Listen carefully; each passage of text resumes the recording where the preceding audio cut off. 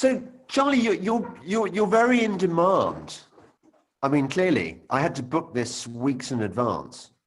Yes, it's been an incredible journey. It started in March last year because I'd been told 6 years ago that this was going to happen, and Oh, really?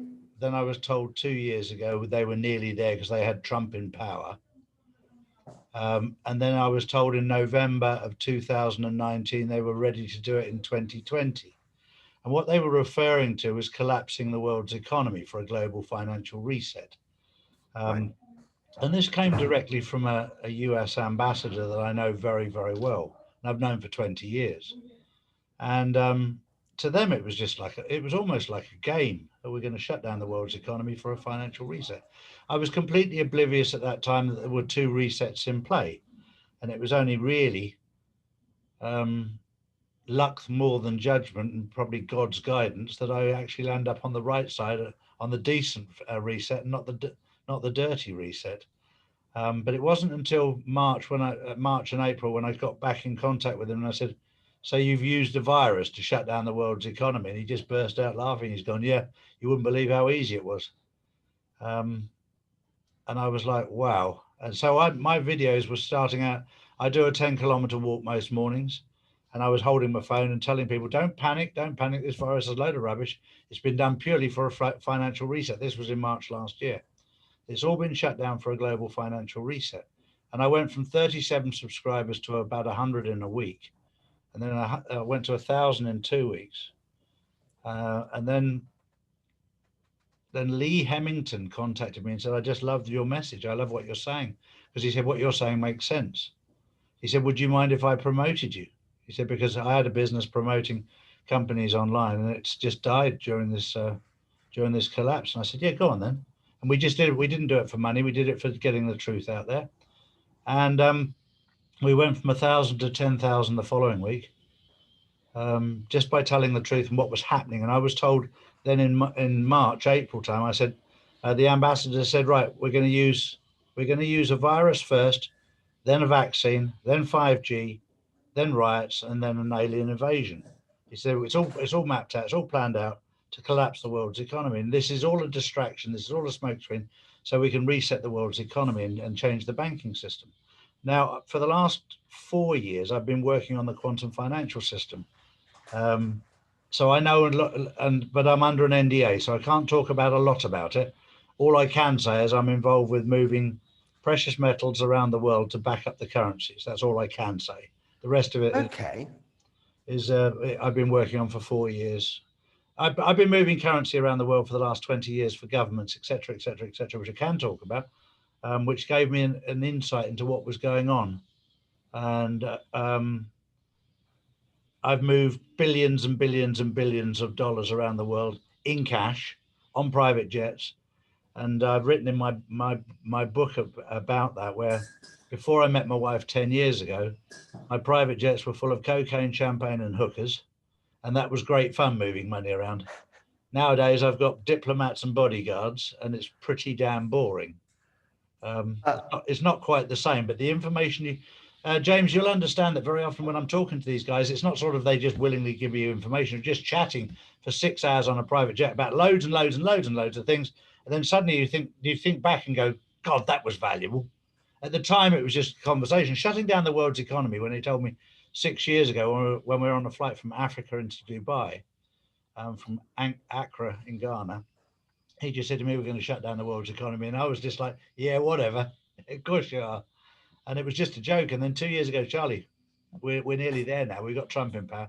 Then November, the critical thing was we've got the UK out of the EU, so we're ready to go. That was a critical point.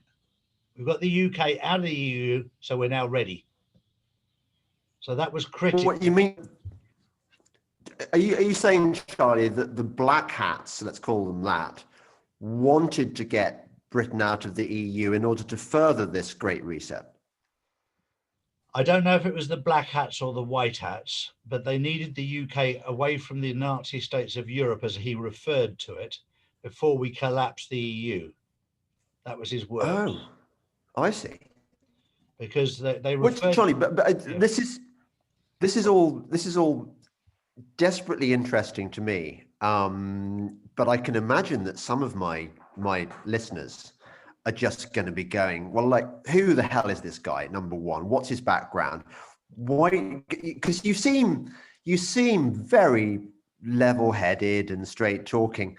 I mean, a bit like I started watching Simon Parr videos recently, and he comes across as very plausible.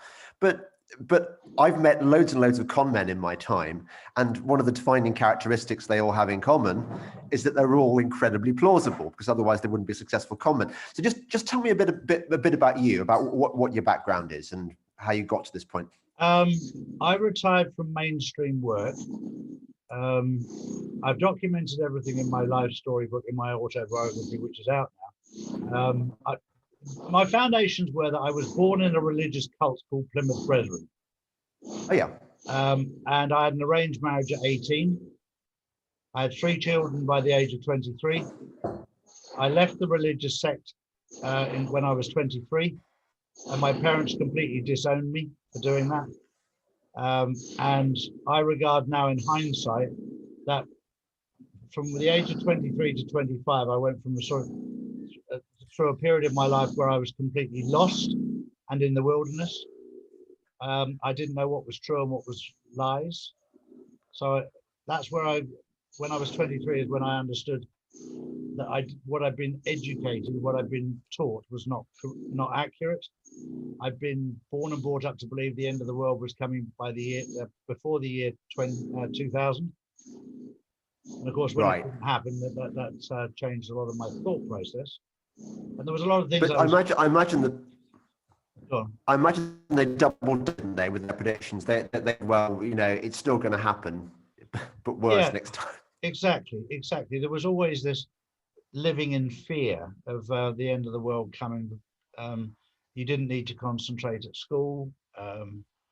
You didn't, even stupid things like going to the cheapest dentist because you didn't need to worry about your teeth because the end of the world was coming, and all these sort of things. And then I went on a journey, and you'd probably understand this, that I got myself into trouble when I was 24 and landed up going to prison. And I got myself in trouble by not paying maintenance to my ex-wife because the child support agency came after me. And I didn't know what was going on in the world. I had no moral compass. I had no sense of responsibility to my children and my wife, because I was rebellious at that stage against a system that had corrupted my thought process. And I was all over the place. And I went to prison in Exeter for 3 months for not paying maintenance. And that made me very angry inside as a person. And I connected with the wrong people when I was inside.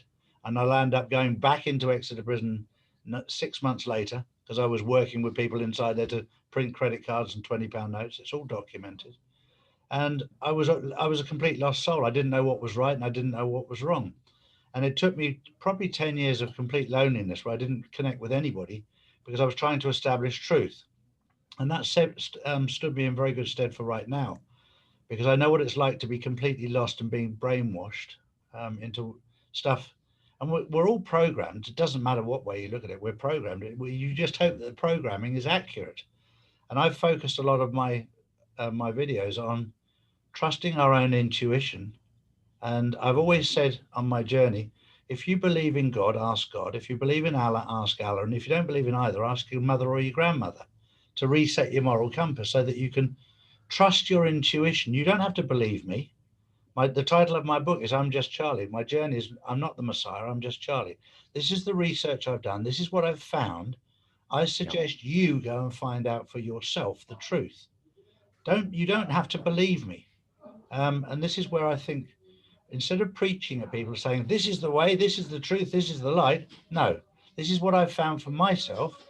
Why don't you go and find out for yourself? And a lot of people sadly don't have the time or the inclination. And my daughter's one of those who doesn't believe a word that I say, but she's got 3 jobs.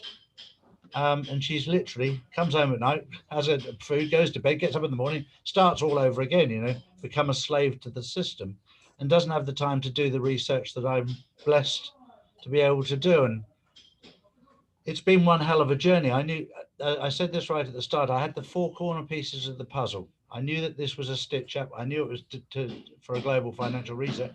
I had no idea about what route they were going to take to do it. I had no comprehension of it. I've had to do hours and hours and hours. I've done over 5,000 hours of research. Now you'd know this because I know you've written a number of books, and I know that you write articles in a number of papers. And I have a lot of Yeah. respect for honourable journalism. I have a lot of disdain for people who've ignored so much factual information to do with what's going on right now and just turned their back on it. I love honest journalists who are prepared to go and find the truth out. I've met a lot of journalists in Syria who are setting up scenes to film for television, which are completely fictitious. That makes me Yeah. angry. Yeah. And yet I know, Jill Dando, classic case of a woman trying to find the truth out about the paedophilia in the BBC, ended up losing her life over it. That's incredibly sad. But there should be other journalists going out there and saying, the problem is you know that if you start tapping that door, somebody's going to come around and shoot you. That's the problem. It's a very evil world that we live in. But I'm 60 years old. I lost my firstborn son 11 years ago in a car accident, and I've lost my fear of death, because when I got threatened by certain people about what I was saying, I said, that's fine. You can come around and kill me. That's fine. I can go and be with my son.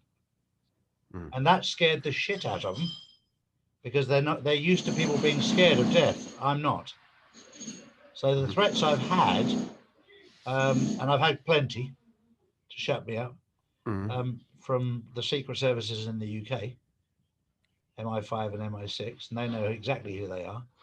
One of which I know personally, and he's really, really pissed off with me because he can't break me down, because I said, he said, I need to get psychiatric help, and I said, I don't think I need psychiatric help when I'm delivering the truth. And I said, if you find anything that I say that is slightly inaccurate, I welcome your information, as long as it's based on fact that I can verify as well. And with all my information, I can point you to a place to find the facts to back it up. So just fast forward a bit to when you were starting shipping this currency around the world. What was your job exactly? How does that work? Well, I was in the hotel and holiday business for most of my life, so I used to change people's money when they're on holiday. That's where it started, and when I retired, people asked me to move money. I had a lot of people in Spain, where I live, who would say, I've got a lot of cash here that a lot of people don't trust the banking system. You'd be amazed how many people don't.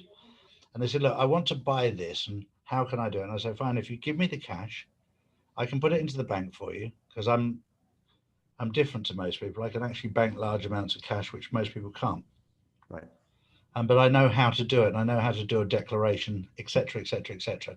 And it's all a paper trail to satisfy people. As long as you can provide proof of funds, history of funds, and source of funds, and do it correctly, there's no issue. But people just don't know where to start. Right. And that's what I'm very, very good at.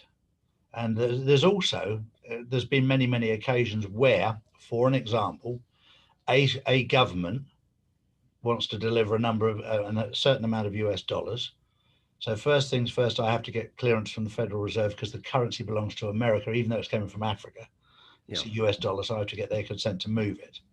And then when I move it, the government will provide the documentation for the receiving government to receive it. But it's done outside of the banking. Now I know exactly why, because they don't want it to leave a paper trail as such.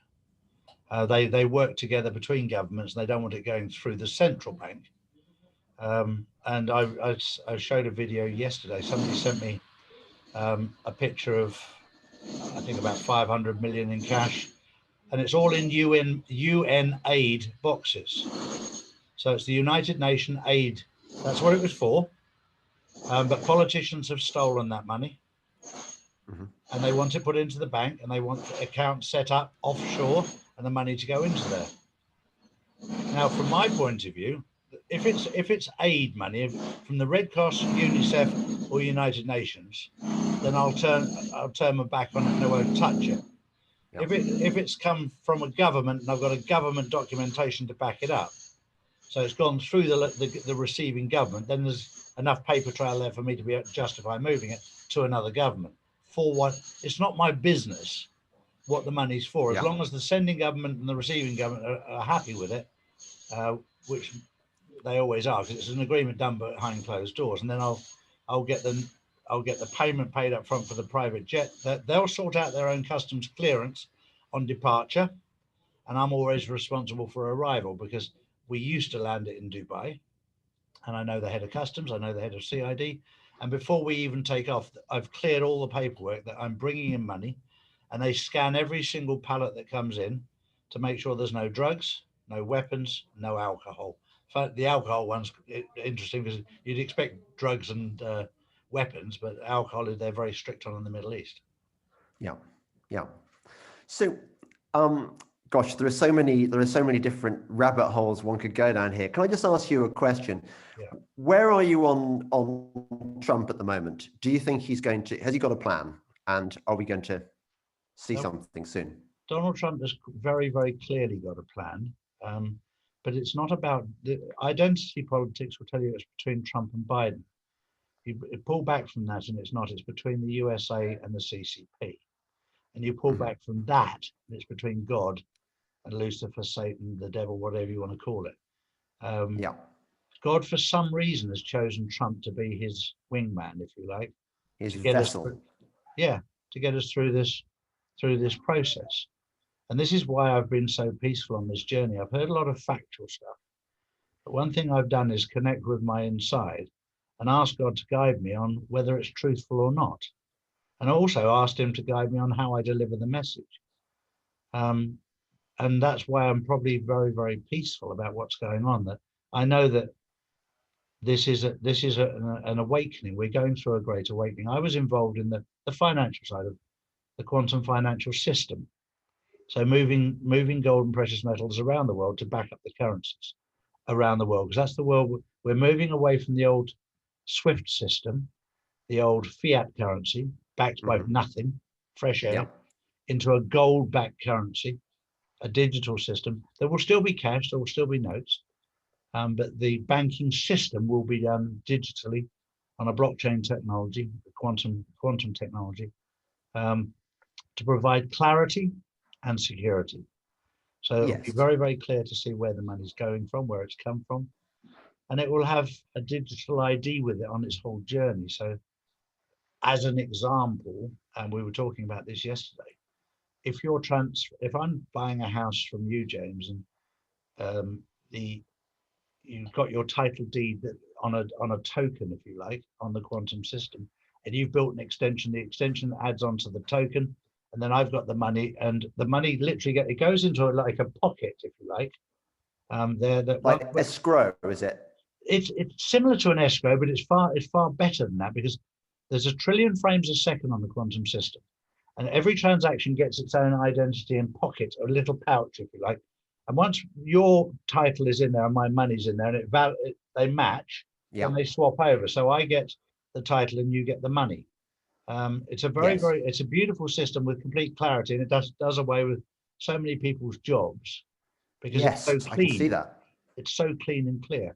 So that's the world we're moving into, and that's what I've been involved in. But my journey has taken me down many, many rabbit holes to see what's happening. I'm now in regular contact with people that are part of the legal team around Trump, and they're very, very relaxed and very, very calm. What we're going through right now is pantomime. The hard work has been done. The war has been won, but it's now part of waking people up to what's happened. Because of what happened in the past, with the fact that John F. Kennedy was killed when they tried to change into this system. And then obviously on September the 11th was the second time they tried to move into this new financial system, which is fondly known as NESARA or GESARA, NESARA being in America, GESARA being for the rest of the world. And for anybody, they can Google that, they can read it for themselves, they can understand it themselves. There's now plenty of information out there. But I spoke to somebody again this morning who'd never even heard of the word NESARA. And I was like, okay, that's fine. But now you can do your own research into it and establish your own view on it, rather than me tell you what NESARA is all about, because I've done 20 or 30 videos about NESARA and GESARA. And I found it a lot better for people to because it's simple to research. And then a lot of people go, wow, that can't happen. But they forget the fact that we've been enslaved to debt for all of our lives. Yes, just whet my appetite, though, or rather whet the appetite of my viewers. I think probably I've heard of NESARA GESARA, but I think a lot of people haven't. This is a lot of a lot of my.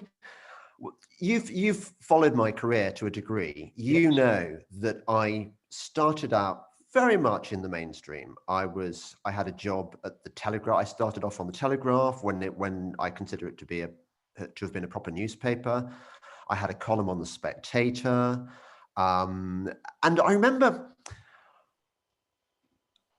in the comments below, there are lots of people sort of pouring scorn on me as being kind of establishment and like, you just don't know. I mean, for example, not so long ago, I was endorsing Boris Johnson. I was thinking he was the only way we were going to get Brexit, and that was my preoccupation. It's only in the last really 12 months that I've really started disappearing down the rabbit hole. And a lot of my former journalistic confrere are now looking at me thinking, I know they are, what's happened to James Delingpole? He used to be a stand-up regular guy writing about sensible things, and now he's bloody weird.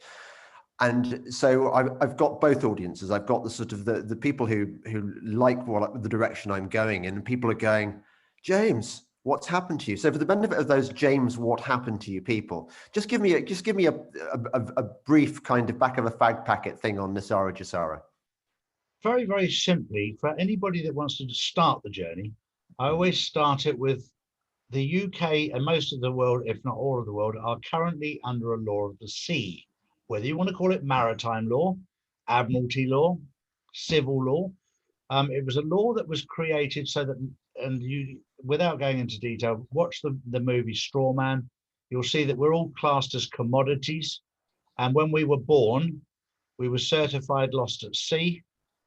And a fake birth certificate was created, or a birth certificate was created as a corporation. That's why your name is written in capital letters on your birth certificate. It's highly unlikely you'll ever see your birth certificate. You'll see a copy of it. If you actually get your birth certificate, if you actually manage to, and turn it over on the back, you'll be gobsmacked to see stamps from all over the world where you have been traded as a corporation. And when people wake up to the fact that you're not actually a living soul, but you're a corporation, especially if you've gone through your life flat broke, and the fact that they've used your name and title for millions of pounds worth of trades, it'll make you pretty angry. So that's the first place to start. Donald Trump wants to take us away from the law of the seas, maritime law, admiralty law, back to common law. Common law is very, very simple. I don't hurt you, you don't hurt me. I don't steal from you, you don't steal from me. I don't kill you, you don't kill me. That's the fundamentals of common law. That's the law of God, the law of the land.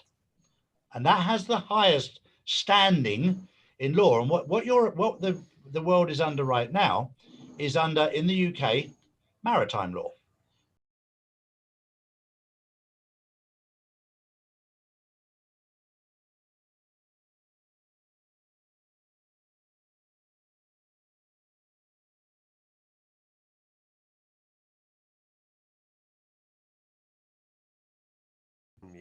There you go.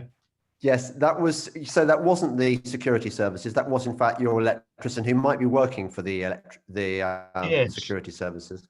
Yeah, no, I'm building a studio downstairs, so I've got all the builders in the moment. So going back to NESARA, yeah, and the law of the seas. When you get into common law, common law in the UK, you become a living being over against being a commodity.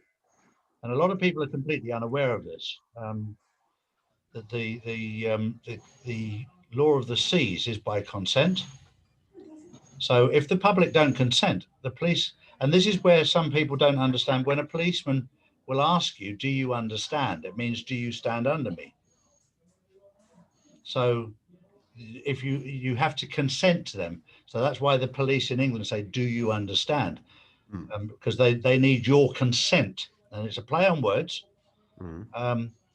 So that's the basics of the start of NESARA. Now, the bits that everybody loves about NESARA and GESARA is the fact that it takes us from a world of enslavement to debt, because the whole idea that we have mortgages, which, if you know what the word mortgage means, it's death pledge.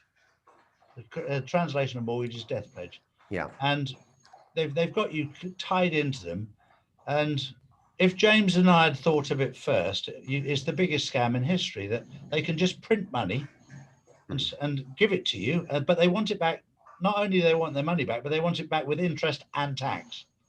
And that's just enslavement to debt. And you go, well, I just accept that because that's how it is. No, that's not how it should be. It's not how it should be.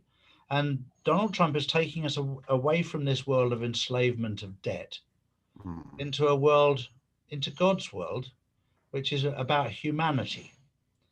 And this might be a bit much for some people to understand, but we're coming out of darkness into light. Yeah. God created the world, and he didn't want us to be enslaved.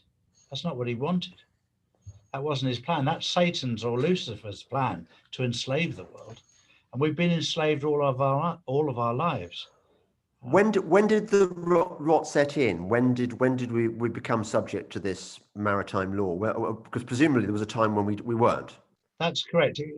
The fundamentals are, it goes back many, many, many, many years. And it's very difficult to work out exactly when the transition was. And I think most of the people, if you do your research now, you can find out that the people that controlled it, most people think it was the Rothschilds and the Rockefellers and the George Soroses. Well, they're basically just puppets. It goes back to the Phoenician families.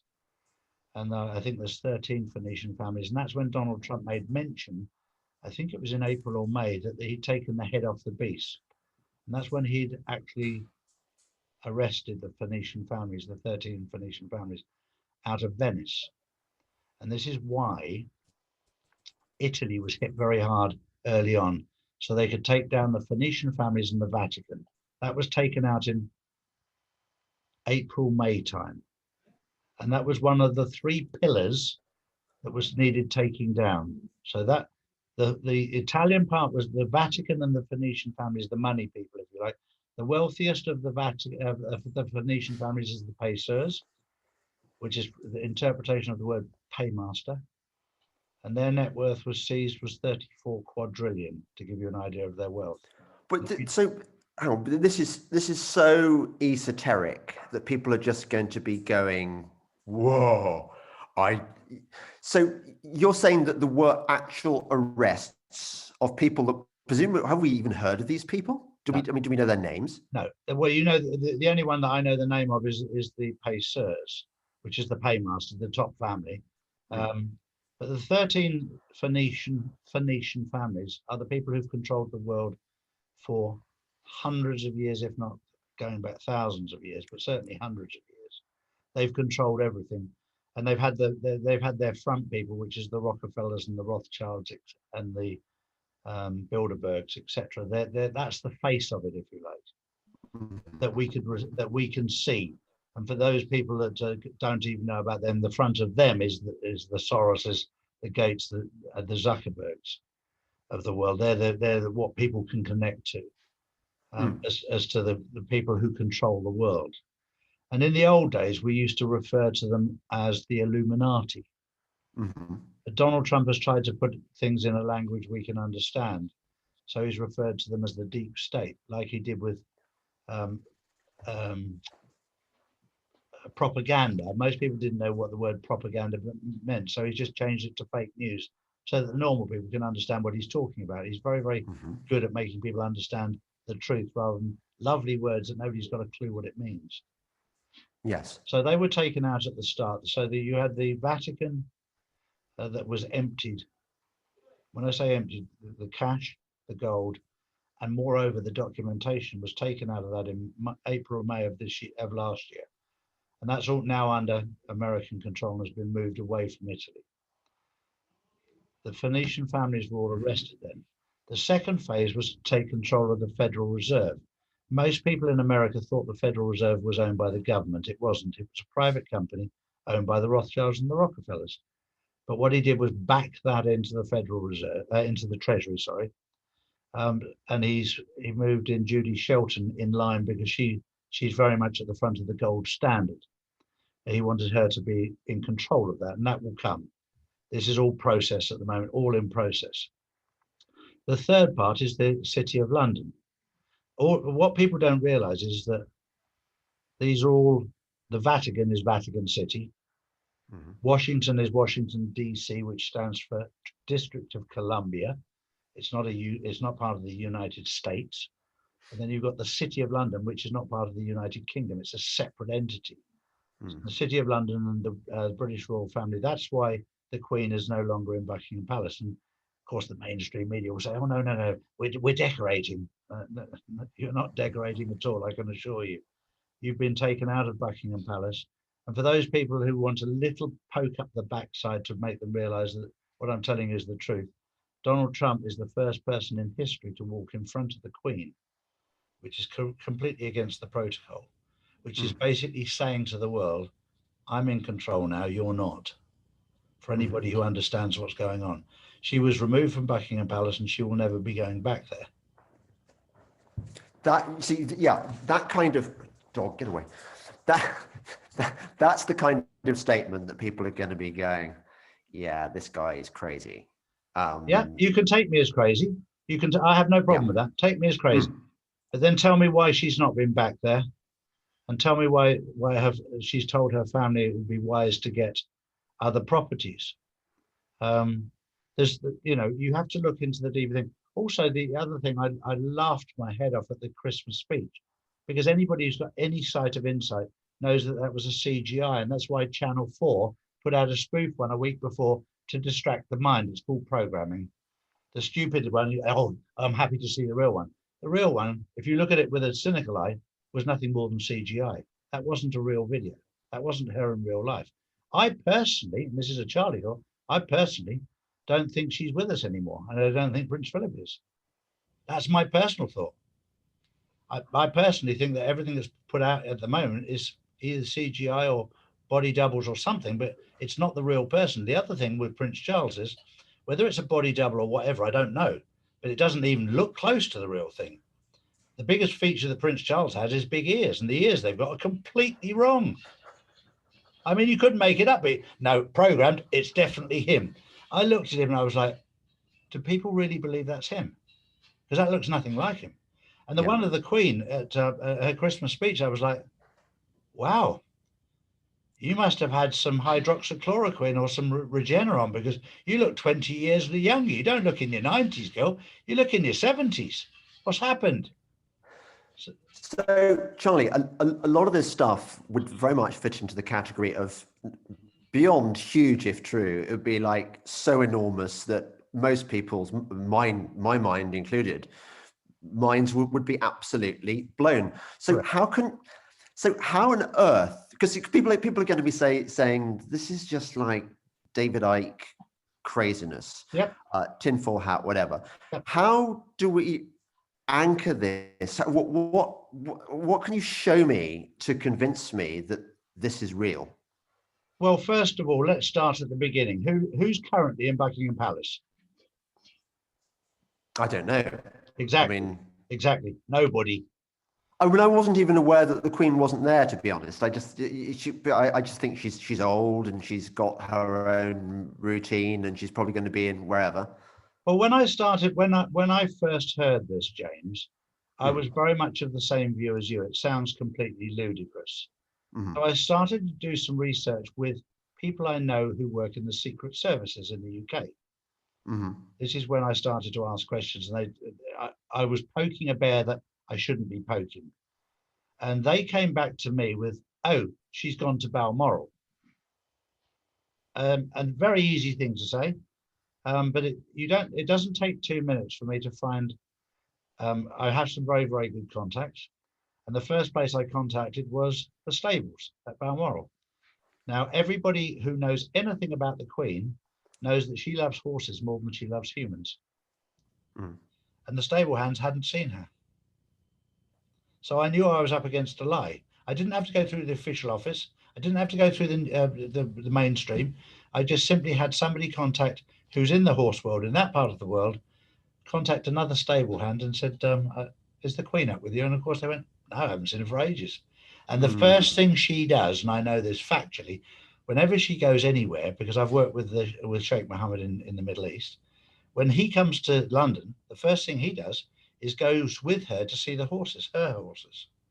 That's the Okay. first thing they do, because they both love horses. So if she went to Balmoral, there's absolutely no way that she would go there and not go and see the horses. Okay, so the Queen thing seems to me okay. It's a tiny part of this, but I tell you what interests. You can help me. I mean, I think what you're saying sounds absolutely crazy, but at the same time, something has really, really, really puzzled me more than I've ever been puzzled in my entire journalistic career, and that is this. I have never ever before seen a story or a story which has been so utterly misrepresented in the media as the story of the Donald Trump, the most recent presidential election. Mhm. And the thing that really struck me was that even, well, in the run-up, the coverage throughout the conservative media was incredibly negative towards Trump. In fact, it was negative from the start of his presidency. I remember being a sort of at a premium in that people were ringing around trying to find people who were fans of Donald Trump to speak in various debates to represent the pro-Trump side, because we were so few and far between. We were rare as hen's teeth. And that was odd, because I thought, well, hang on a second. There is a gap between, an enormous gulf in the version of Donald Trump that I see presented on a regular basis in the media and the really quite impressive president that I see. And I couldn't understand it. And this has increased since, within, even though the election was disputed from the middle of the night onwards, when the vote started changing, the media and the political class unanimously declared that this was a Biden victory, and Boris Johnson was one of the first to offer his congratulations and so on. And this I don't understand. I'm guessing, I don't want to put words into your mouth, but I'm guessing that this massive globalist, if you like, the deep state, was acting in concert to destroy Donald Trump and his reputation, because it knows that he is the kind of he is his enemy and he's going to destroy it. Is that roughly where we are? That's smack on the money. Donald Trump will take down the deep state, the cabal. He'll take down corporate America. He already has, and restore the republic. And you have to understand that the mainstream media is only owned by 6 people worldwide, and they've all realised that their days are up. And the team around him have assured me that mainstream media will be the last people to be taken down, and he's just letting them expose themselves and show their hand. What's happening over the last few days is the last bits of the draining of the swamp, whether it be military leaders or what have you, or Republicans. It was made very clear to me, which I didn't believe at the start, that when he drains the swamp, 95% of Congress and the houses in America will be gone. And that wouldn't at all surprise me with the British government either, that when you drain Yes. the swamp, 95%, if not more. And I've often thought, when I've had roundtable discussions regarding the new structure in the United Kingdom under NESARA, as to how many people you'd actually need in politics. At the moment, you've got 600 and whatever, 50 members of parliament. The reality is you probably need 30 or 40 at the most. The House of Lords doesn't need to exist. You need a dozen good lawmakers. And I think the way the structure will go is they'll move away from London, probably near Northamptonshire, somewhere in the Midlands, and control it that way. And each county in the United Kingdom, each state in America, will have a representative, and hopefully you won't choose it from a political swamp, but from, you've got so many talented men and women in England that have run businesses that could run a county for fun and actually care for the people rather than this obsession of working for the deep state, because it's all funded by big tech and big pharma. I mean, the corruption in those levels is off the scale, and it comes into where the money is. Follow the money, and if you've got money, bribery and corruption, they've wheedled their way in, and they've controlled everyone by money. I had a wonderful interview 2 weeks ago with Jennifer Arcuri, who was very close Boris's friends. old squeeze. And I've got an hour and a half video with all the truth in there, with everything in there. She's been offered £3 million for that story, and she won't give it to them because she knows that they won't deliver it accurately. And I told her I'll put it out unedited when she's ready. But at the moment we've stored it. And it's the evidence in there about many, many politicians is absolutely mind-blowing. And it will cause absolute tidal waves throughout Parliament with the information that she's given me. And I've verified a lot of it, and I know it to be accurate.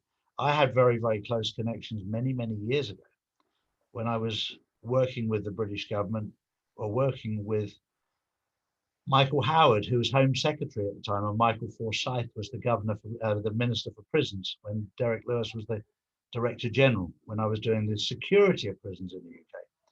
So I know how the inner workings of Parliament work, and how, and I'm sure you've been in the Houses of Parliament and the bars and what have Yes. you, and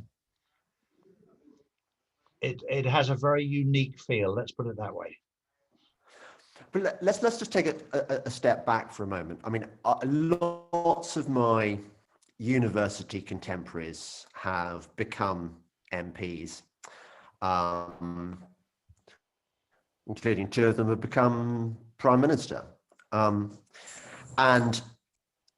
the friends that went into politics, I imagine, were motivated by high principle. They wanted to make the world a better place. They wanted to, they wanted to make a difference. And I've seen them become corrupted by the system or whatever. But I suppose what I'm saying is, did Boris Johnson really set out to become the creature he is today? No. Did Matt Hancock? He's become a tyrant. But so what happens? How do you explain this?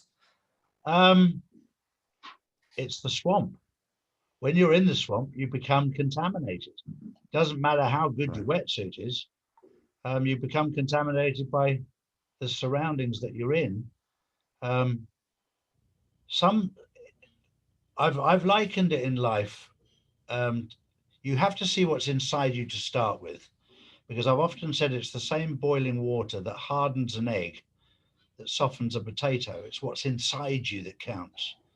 And some of these people, you have to question what's inside them from day one. Are they in it for themselves?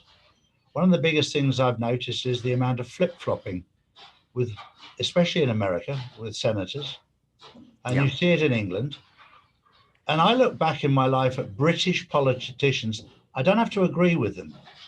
But Tony Benn stood up for what he believed in. Everyone hated him for doing that. And I was one person that I looked at him. I was on the conservative side, but I looked at him and I fell in love with the man because he stood up for what he believed in. And so many people just don't do that. They capitulate far too easy. And you see them go in with all good intentions. I want to change the world and I want to do the right thing. And then suddenly they change. And it comes down to whether big pharma has got hold of them, whether it's big tech that's got hold of them, somebody's got hold of them. And it's all too easy. And one of the biggest reasons, I think, James, is that our politicians are grossly underpaid and they're far too easy to bribe. Far too easy. With respect, you could offer them £500,000 and they'll jump on your ship all day long because their salaries are so poor. If you're going to be running a country, it's a major job. Or unless you like Trump, that you get a businessman that runs it, doesn't need to be paid. Even better, because then you can't be bribed. That's where the biggest Yes. change. Yes. And there's plenty So of businessmen and women in England that would do it for nothing and could do a 10 times better job. And that takes the bribery out of it.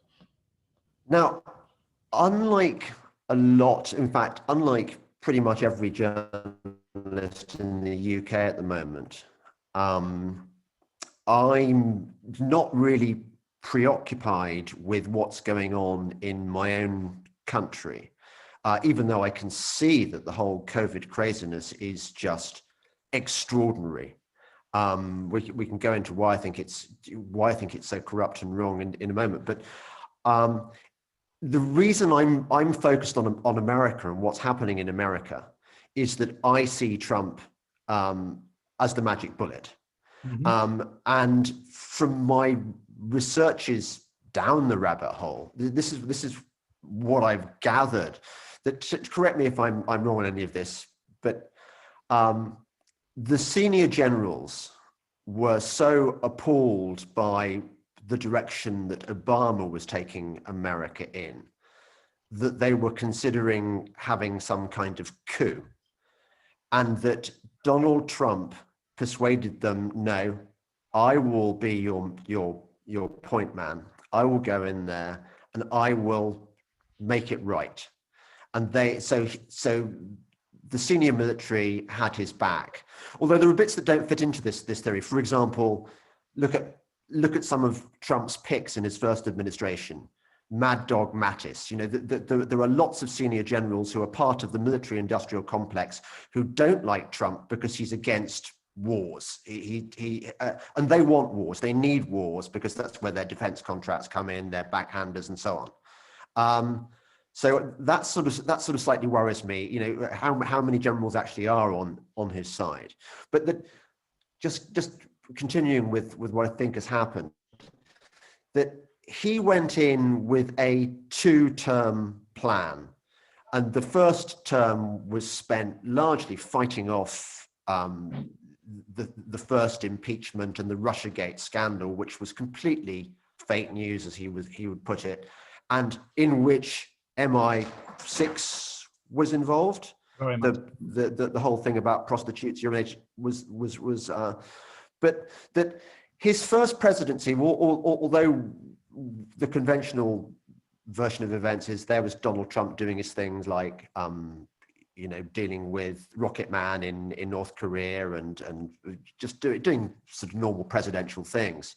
That really his main task was draining the swamp. Mm-hmm. And that this is his ultimate game plan. Is that right? That's correct. That's absolutely correct. And one thing that a lot of people have overlooked is that the Corporation of the United States of America was dissolved in June 2019, as was the Corporation of the United Kingdom and the Commonwealth. The corporations were all dissolved. So Where? By whom? How? In Companies House in London. They were all closed down in London in Companies House. You can go onto the Companies House and find all of the details of the corporations that were all dissolved in June 2019. It's all there. Right. So it's all, you can go through it all there. And it was very cleverly set up. There was shelves set up in shelves, but it doesn't take too long to uncover it all as to how the corporation was set up.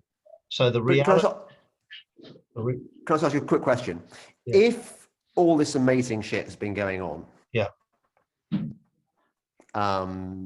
like for example the arrest of the head of Phoenician, whatever. Phoenician family. What about this? Sorry. Why is the? I mean, why isn't this being written out or in that? Well, they're desperate to stop the news coming out. The mainstream media know what's going on, and they're the top boys, not the journalists. A lot of the journalists aren't, but they haven't been digging because they've been told not to dig. And so the proprietors we're talking about? The proprietors have told them not to go down this line, so it's filtered down. And I've spoken to 2 people who've been told specifically to keep away from that subject, not even to go there. They've been told not to investigate. Right. So it's coming top down. Don't get involved in this. Don't look into this. So this was all done. This has all been manufactured for the financial reset. And the other thing that's very interesting in London is that the Bank of England was shut down when they were transitioning the old system to the new system for 2 or 3 weeks. Nobody mentioned, you'd have thought some journalists would have picked up on the fact the Bank of England was shut. Not one journalist picked up on it. And I was putting it out there, and I had people contact the Bank of England and go down there and confirm that it was closed. So can I ask you, because I think a lot of us are, I mean, every night I go to bed now, I've got a knot in my stomach. I've got acid. I think, you know, there's at least 74 million voters in America who are feeling this way. And I think there's a lot of people in the UK and the rest of the free-ish world who are, you know, they're not, you don't see them represented in the mainstream media, but behind the scenes, they're all praying and pinning their faith on that Trump's got their back, and that they understand that this is the way forward.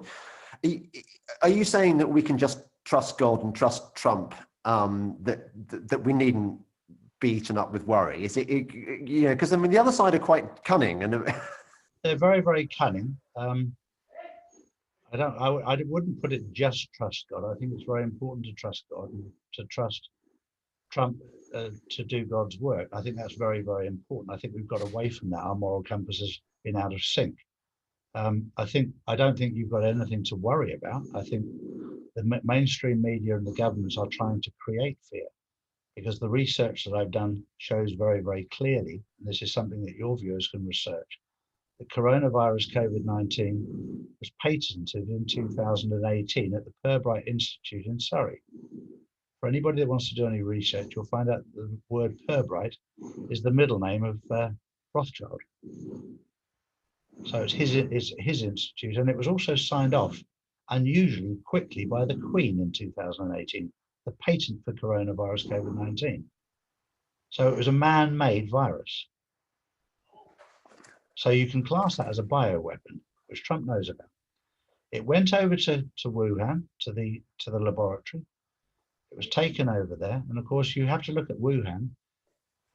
It may well be in China, but it was completely funded by Dr. Fauci and George Soros, completely. So when you start establishing these facts, you start to go, hang on a sec, England's complicit. It's very easy to point at China, and I work very closely with the Chinese, but I work very closely with the Dragon family, the Himalayan descent, rather than the CCP. The CCP is being removed out of China, the Communist Party. And the old Chinese, the Himalayan descent, will take over, and it will be a People's Republic or a Republic of China, which will be the future. The CCP at the moment are fighting like dogs because they've had control of China for many, many years, and Trump is removing their power. Well, I mean, certainly I've seen today President Xi has put China on a war. Is that a response perhaps to what's going on? Well, again, the mainstream media haven't published the fact that he's delisted over 200 Chinese companies off the American Stock Exchange, and that will make them angry. You know, Alibaba has gone, Huawei has gone, three Chinese dam companies gone. The big anything that's CCP backed has been removed from the US Stock Exchange, and he's put the document out there, but the mainstream media has chosen not to mention that. That's massive news. I'll send you the executive order that he's done. Again, I've read the executive order, and I've looked up the details of the companies that. I mean, this is what we do, isn't it? Yeah. We down the rabbit hole. We spend a lot of time sort of following these links. Well, James, I give you a lot of credit, because it's not what we do at all. It's what you're doing. There's a lot of people who are not doing what you're doing, Right. establishing the truth. And I respect you in England as being probably one of the very, very few that is establishing the truth rather than what the narrative is. And I appreciate Yeah, it. but the thing, here's the thing. I can barely write about this stuff. I mean, I've got the places that, for example, ever since I lost my regular column, I'm allowed to do TV by the Spectator. I'm still really, really puzzled as to why. Well, I'm not, given that what we've just been discussing, but I was really shocked when I lost my column on the Spectator, because I thought, I'm just the master of the 1,000-word essay, and loads of readers like my stuff. Yeah. But it's clear that somewhere someone was leaned on, I think. I mean, it could just be a personal thing. It could just be that the management don't like me. But I just got the vibe that somebody somewhere leaned on them, that we don't want this guy. Is that paranoia? No, it's bang on the money. It's bang on the money, because I've been leaned on many, many times on my journey. And the trouble is I've just said, no, I'm going to get the truth out, whether you like it or not. And they've gone, well, what you're putting out is a load of rubbish. And I said, to you it is. To me, it's my truth. It's as simple as that. That's the thing. I really don't mind. I don't mind people thinking I'm a tinfoil hat crazy. All I care about is that I am able to present an argument with supporting evidence, and that this gets out there. And people can then judge whether I'm a complete fucking fruitcake or not. I just, it doesn't bother me. People can think of me what they like. Exactly. But we seem to be living in times where I'm not even allowed to say what I want to say anymore. Or certainly, the outlets I can say these things is diminishing, to the point where I'm pretty much limited to my sort of Patreons and my podcasts and things like that. Mm-hmm. It is. I didn't plan this at all. It just happened. It's organic. It's happened. The numbers surprised me at the amount of people. The following that I've got is incredible. Wait, so how many followers have you got? We passed 8 million yesterday. What? We passed 8 million yesterday. Charlie, my goodness. And the support that I've had is unbelievable. I also have an insider club, which we do 2 chats a week, one on Wednesdays and one on Saturdays, where I talk to all of the group, and they can ask me any questions. And what I try and do is provide evidence of where everything is, where the information is, because it's being hidden. One thing I will point out to you, which will be a bit of fun for you to investigate, all the statistics for COVID come out of Dominion in Canada.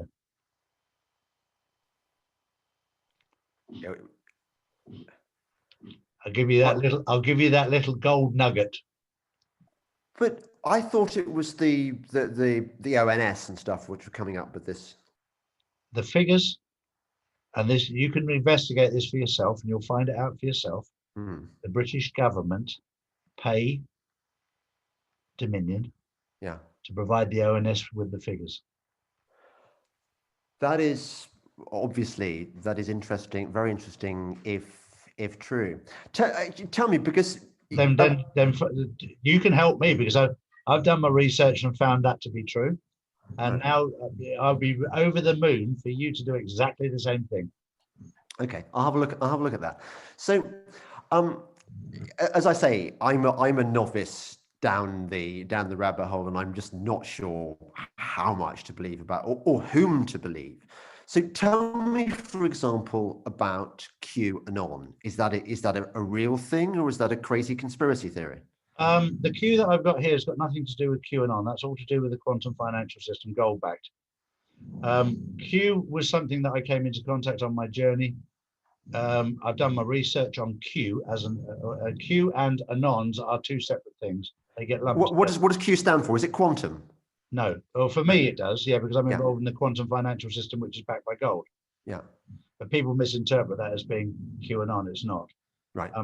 When I started my journey of investigation, somebody led me to Q, and the first thing I did was research Q, and I researched it all the way back to the fact that I found it back to 1962 with John F. Kennedy, and I've since learned that it went back way, way, way beyond that. And basically what it is a group of insiders close to the president It started off with John F. Kennedy. I found it went back to a previous president, where they felt that their lives were being threatened, and they had a group of associates close to them. They told information, said that if anything happens to me, this is get this information out. So that's where the origins of Q came. In 4 years ago, it came back to the head.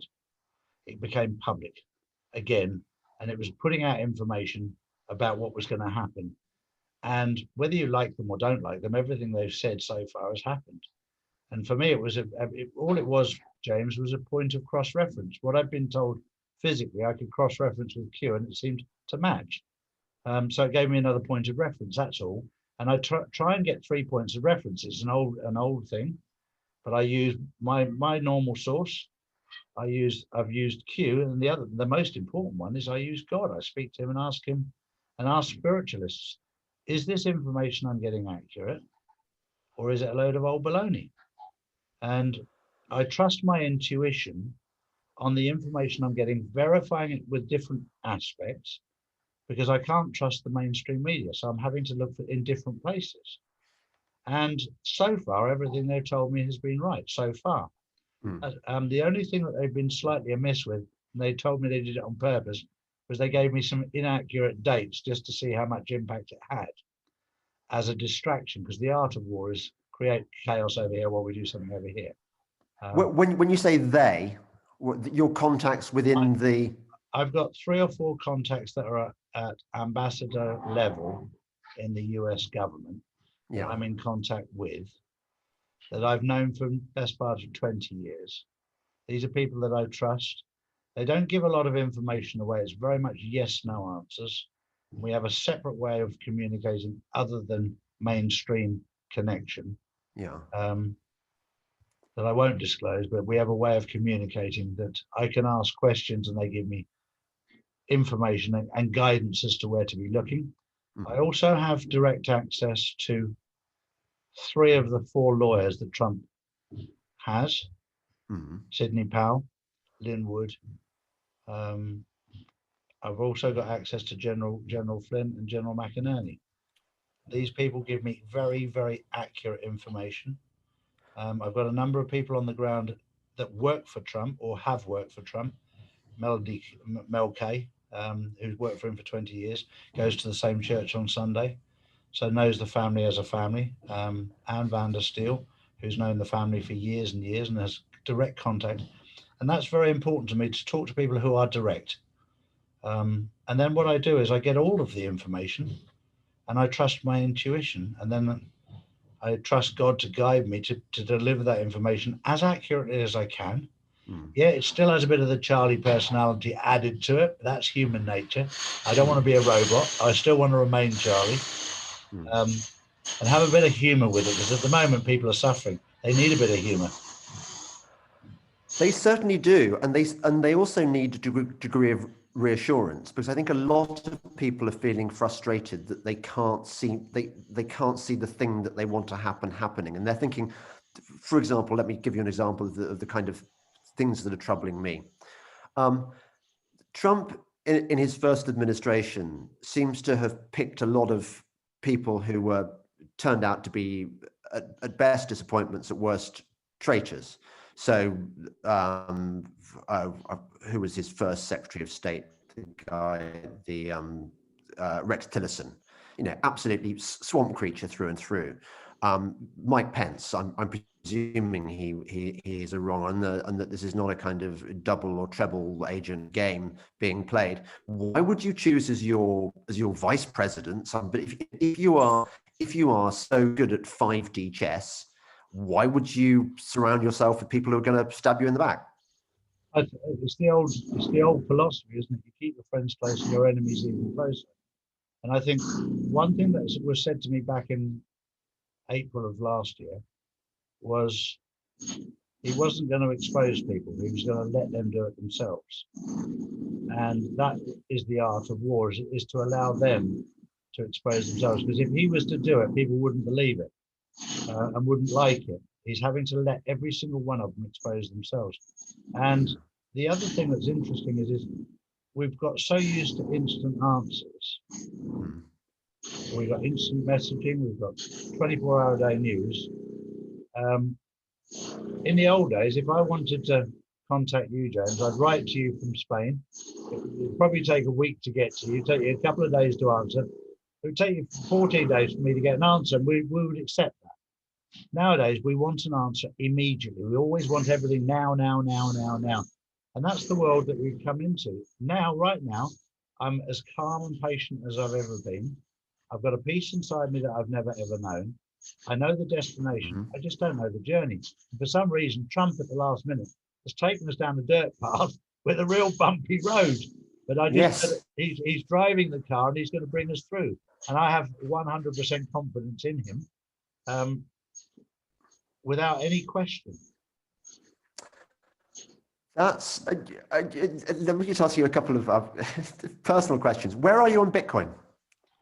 On Bitcoin, I'm just very old-fashioned, James. I prefer gold and silver. With Bitcoin, I know factually, that, from my experience with what I've worked with, it's used a lot by the deep state and the cabals. Yes. I know it's the easiest way to get anything into South America, and it's not all for coffee. And it's also used by Iran and North Korea a lot to get what they need. So that just tells me, be careful. I did a Zoom yesterday with Scott, who was explaining the differences between the different currencies and what he thought was good and what he thought was bad. For me, it's all completely different. I'm a 60-year-old bloke who likes pounds, shillings, and pence. Still. Yes. But I mean, if you're talking about a new gold-backed currency, which I know has been floated by kind of sort of anarcho-capitalists, if you like, for quite some time, but a lot of people sort of ain't never gonna happen. I mean, that would be tremendous. It would be good for gold, wouldn't it? I mean, gold's going to go up. Yeah, gold will go up. It's being artificially suppressed a lot at the moment. The new quantum financial system will be in operation very, very, very, very soon. It actually got activated in August of last year. And at the moment, we're in a transition from the SWIFT system to the quantum system. And what they're doing is they're moving the instruments that were on the SWIFT system across. And what they're doing is making sure that they don't move dirty money across. So everything is being done very carefully so that the new SWIFT, the new quantum system is not contaminated with dirty money. Anything that's dirty on there will be seized and obviously become the property of the United States. So will things like sterling still exist, or will we have a range of currencies, fiat currencies, or? The old fiat currencies will disappear. We'll have new currencies backed by gold. We'll have a new pound that's backed by gold. We won't notice any difference other than it'll probably look slightly different. It'll start with a new 20 or a new 50-pound note or whatever it is. There'll be a new note and new coins coming in bit by bit. It'll be phased in very, very gently so that it doesn't cause waves. It's the same with the American dollar. I've seen the new US. It's not a USD, it's a USN. It's a US note and a US coin, they refer to it. That's already in place. It's just a question of when the transition is and when it becomes public. It's all being managed very carefully, but if you can imagine, it's highly, highly sensitive right now because you're taking away all of the power from the cabal and the deep state, and they don't take nicely to it. So they're having to do it carefully, so that there's not any collateral damage, for the want of a better word. When you say they, okay, so let's call them the white hats, for want of a better phrase. One has to assume that Trump has quite a lot of white hats working for him because he couldn't do it on his own. Correct. I mean, what about in other countries? What about the UK, for example? Because I mean, I'm looking at our current regime, in fact, our entire political class, and I'm thinking these people are they're as bad as the swamp in America. Yeah, he has that all under control. He's visited every single country, or his team have already, and they've already identified people to transition the UK from a point of view of politically, from a point of view of the military, from a point of view of the police, from law and order. They've already identified people in every single country in the world to transition. So the groundwork has been done over the last 3 years to find the right people in place to manage the transition. But I mean, an operation like that, you'd never keep that secret. It seems to be kept very, very secret, doesn't it? Well, I suppose, yeah, except in forums like this one, where I suppose people are just going to be going, yeah, but he's just too bloody crazy. He's just I don't mind ranting away. people saying that. I don't mind people saying that at all, because as I've said many, many times, time will tell. Yeah. I'm just telling you what I see right now, and what I do have privileged information. There's a lot I can talk about. There's a lot I can't. Yes. The information I have tells me not to worry. Things will be absolutely fine, but we're going through a very, very difficult phase right now. The transition will not be easy, and my job is only just beginning, because when we start to transition, I know what it feels like when you come out into the real world and you realize that everything you've been told is not true. That's not very nice. It took me 2.5 years, James, to find my feet. Yeah, but it's quite exciting as well. It was You've got to very, admit. it was very exciting, but it was incredibly scary because I didn't know who I could trust anymore, because my parents had misled me. I use the word misled because I think they were misled. I don't think they lied to me on purpose. I think they were misled. And I think when you start, you have to trust your intuition. And that's when you can only do that if your moral compass is accurate. So you have to go through the process of resetting your moral compass. That's actually quite exciting, because you start to connect to yourself rather than being a robot and being programmed. You start to trust Yes. yourself. And you start with little things as to what's right and what's wrong, what's good and what's bad. That's where you start off from. And it's a period of growth, and it's an amazing journey. How will ordinary people be affected? For example, will they experience poverty or disruption to their financial lives? Or are they going to be okay? Everybody will be okay when we get through this, because we won't be slaves to debt anymore. And what I see is when this happens, when the removal of the current fiat system, you take away everybody's debt, you take away everybody's mortgage, you take away everybody's loans. Things change. Well, hang on a second. I mean, it seems to me that when I buy a house that I pay and I pay interest on the loan, because otherwise, how would you get the capital in order to buy a house, for example? And you're saying that there's going to be a debt write-off. I mean, surely I should be piling into a mortgage now, given that it's going to be a few months' time. Well, I wouldn't recommend anybody to do that, because I just find that morally wrong that you do. Yeah. You want to do that. I think if you've been enslaved to debt all your life, you'll be very grateful to get rid of it, the millstone that's around your neck. And I've never recommended anybody go out and borrow loads of money just to be forgiven. That's a bit like going out and saying, "Oh, if Jesus is going to forgive me, I can go out killing people." It's not the right way. Okay. So, removing the moral element for a moment, I mean, the companies that are the mortgage lenders, they are. It seems to be reasonable that people should be able to make profit from lending money. You know, that's. Otherwise, I don't see how. Why would you see that as being fair? If the money's corrupted and is only just printed, it has no value, then the whole system is corrupted, because at the moment the system itself, they just print money that doesn't cost anything, has no value, and they want it back with interest. That's morally wrong. If something has a value, then you have a different issue. Yes, but look, one of the I agree about money printing and stuff, but surely one of the basic principles I mean, if you believe in free markets, for example, say, okay, let me give you an example from companies. You know, I've invested in startups. Mm-hmm. I've given them a certain amount of money, Mm-hmm. in the hope that money I've lent to them will be returned to me multiples of what I initially did. Risk. Mhm. Fair enough, with my capital. Mhm. They needed my money, but I'm not. So how would that relation work in this new paradigm?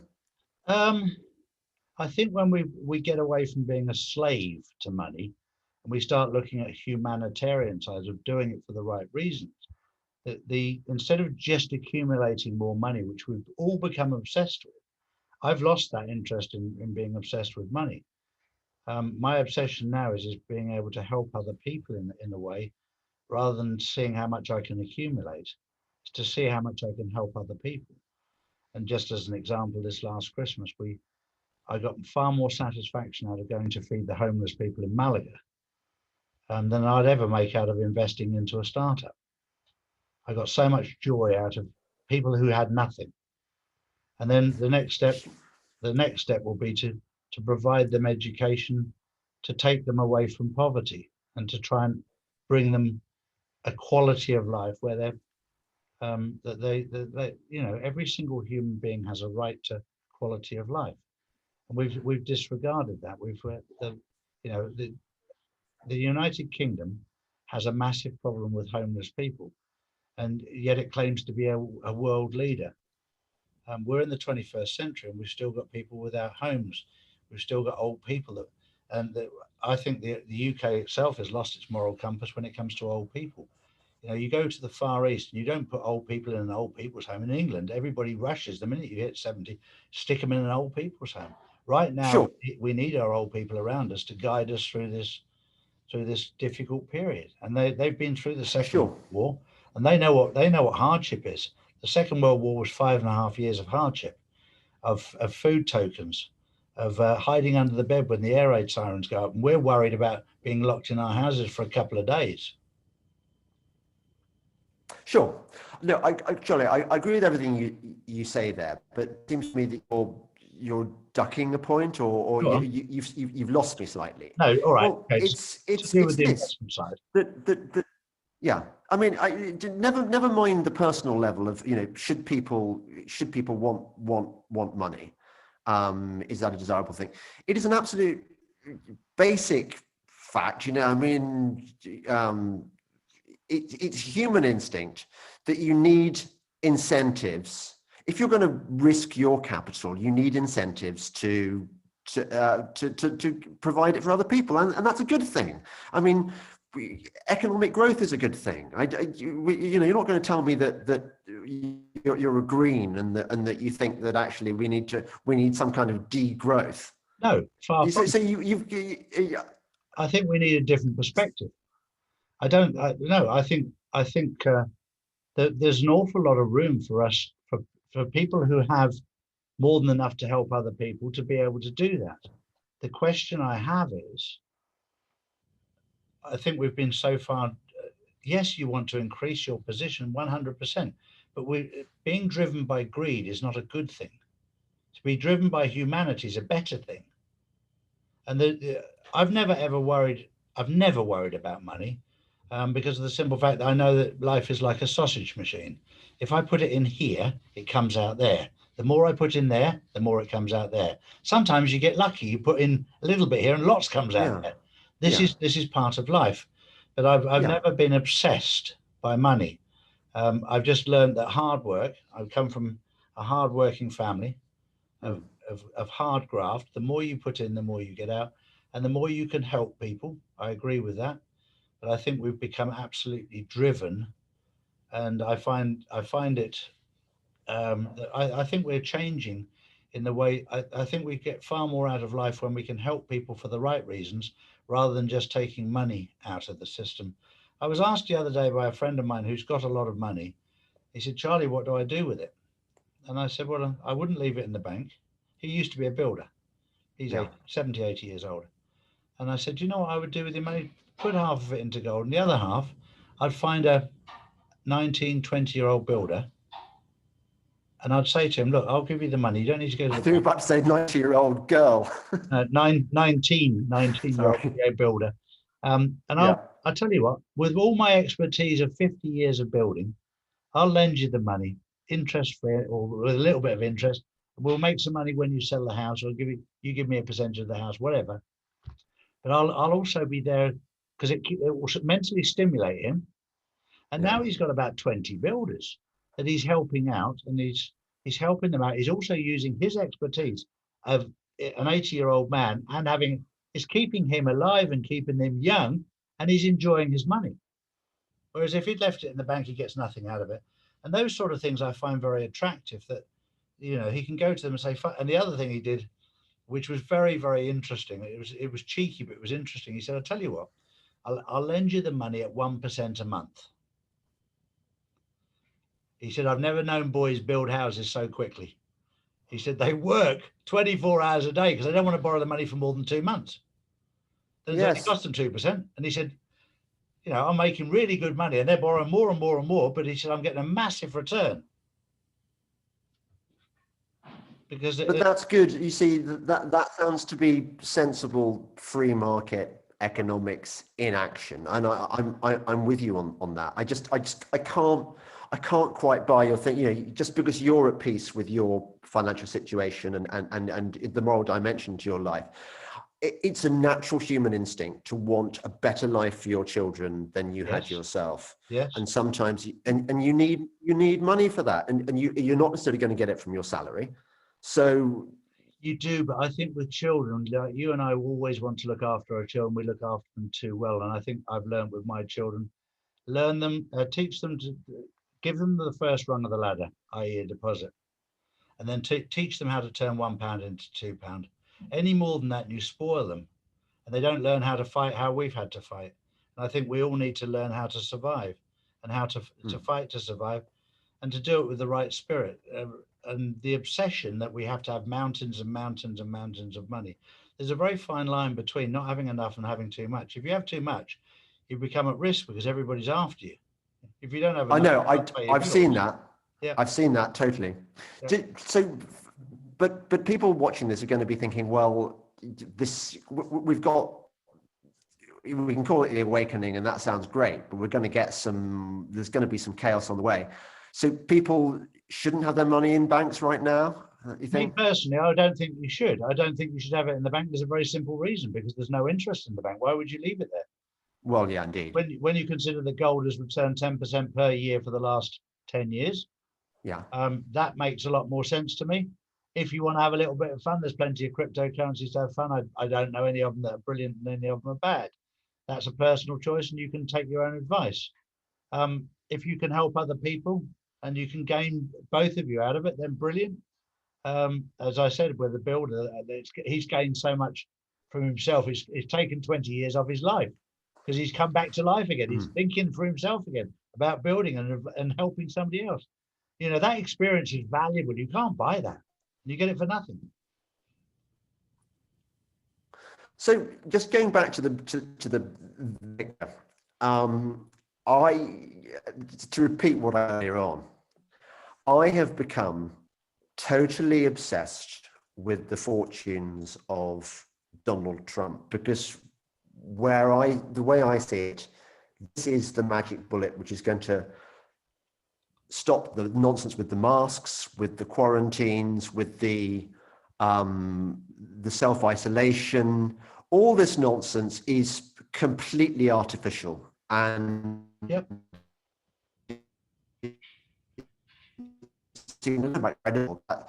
I know a lot of people are going to have difficulty with it.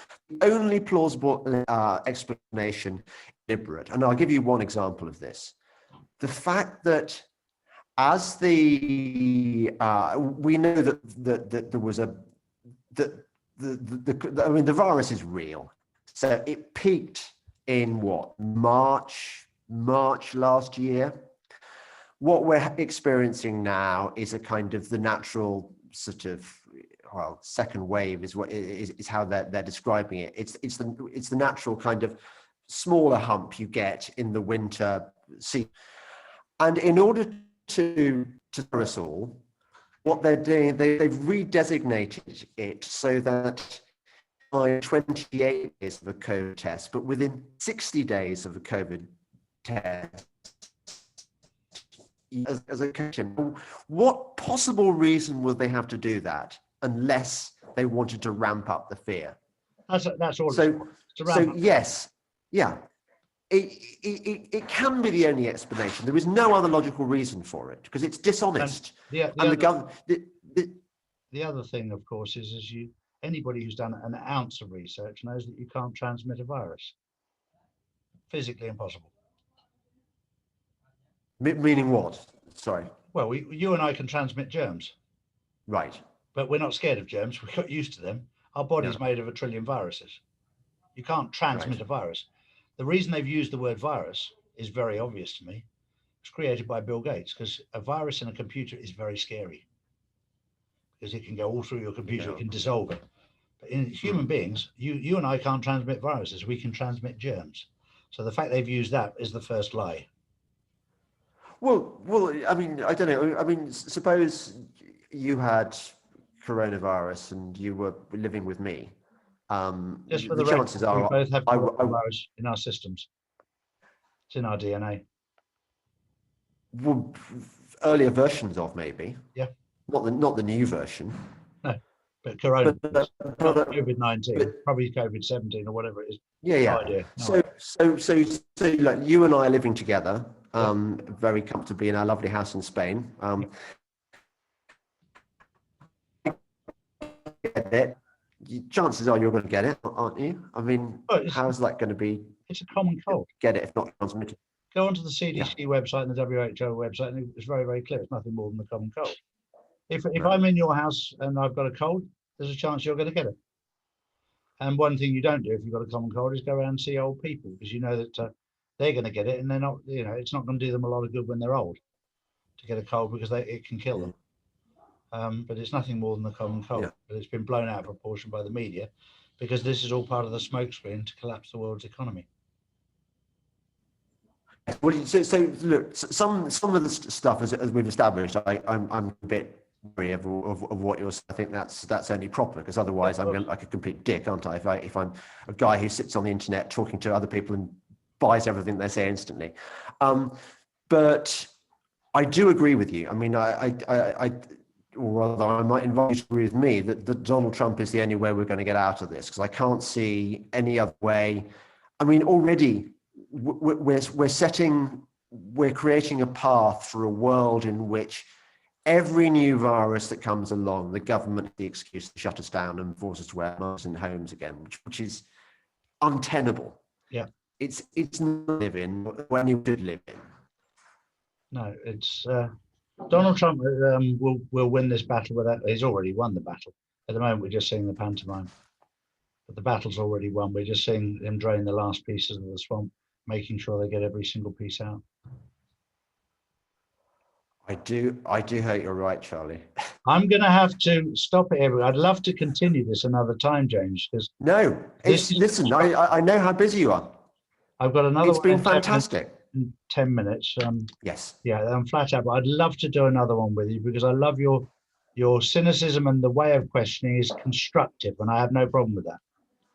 I've got an inquiring mind. I don't mind that at all because it's my truth and I don't mind being challenged on it because I want to establish maybe not everything I've got is accurate, and you and I between us we can establish the truth. Yeah. And the more people we get together, the more truth we'll find because we're not going to find it another way. No. Good. Well, I really hope that. Thank you. It's been great talking to you. And I'm glad you recorded your end. We'll do a part 2 because we're probably less than halfway through. Yeah, exactly. All right then. Take care, Charlie. Thanks. Thanks a lot.